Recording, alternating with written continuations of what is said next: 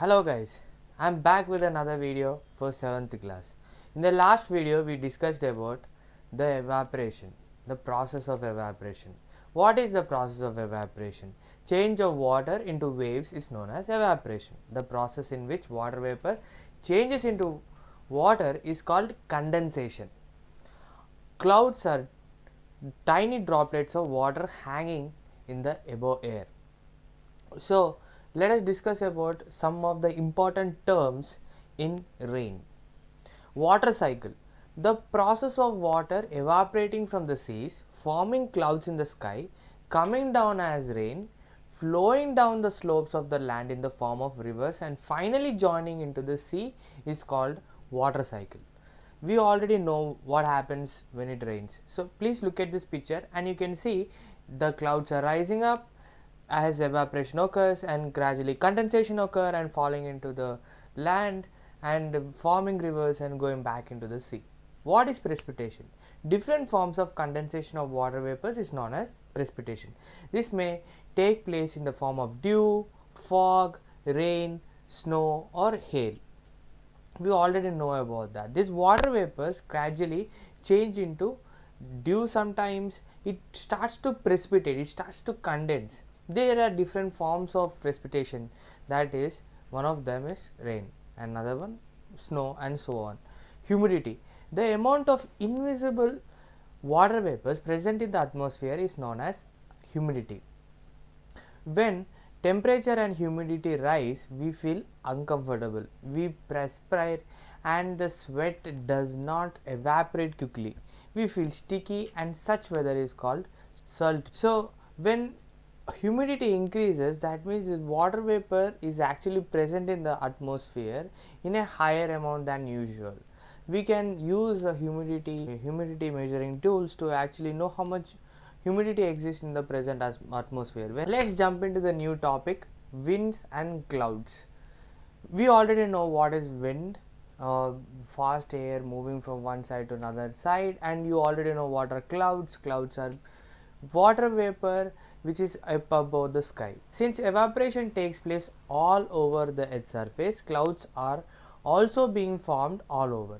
However, it is on the surface of the ocean that maximum evaporation and clouds formation takes place. After all, oceans are vast water bodies extending up to thousands of kilometers. As a result, it also rains heavily on the ocean. Clouds also travel inland for thousands of kilometers to bring rain to the land. Do you know what brings them deep inland? Obviously, winds. These winds come all the way from Arabian Sea and the Bay of Bengal, and they transport the rain clouds. They are called monsoon winds. They are also called southwest monsoon winds. Why are they called southwest monsoon winds? Is because the wind go from south of India to west side of India. There are two arms of monsoon winds. One blows from the Arabian Sea and the other from the Bay of Bengal.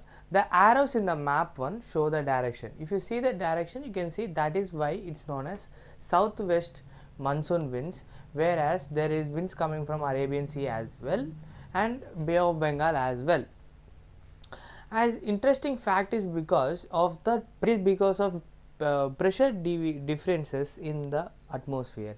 That is why wind go from one place to another place. As we all know, the earth is actually tilted a little bit, and when sun is emitting a large amount of energy to one side of the corner, it heats up a place.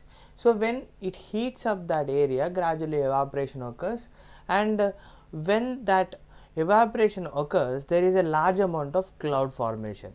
As we know, earth rotates on around its own axis and rotates around the sun as well. When earth is rotating around the sun, it changes the tilt, and now the southern part is much more hotter and northern part is much more cooler. So wind starts to go to places where it is much more hotter before to occupy the space. So this kind of pressure differences create seasons as well. So I hope you guys have understood about the clouds and the winds, and that's all for this video guys. Keep on being curious and start seeing how these winds have brought a large amount of benefits as well. We all know that these winds are also considered as trade winds. Just get a knowledge about trade winds, how famous these trade winds are. Without that, we Indians would never have traded with other countries, because on the north we had Himalayas and that was a barrier for trade. Only way we could trade was through seaways in olden days. Nowadays we have flight, we have train and so on and on, but previously we didn't.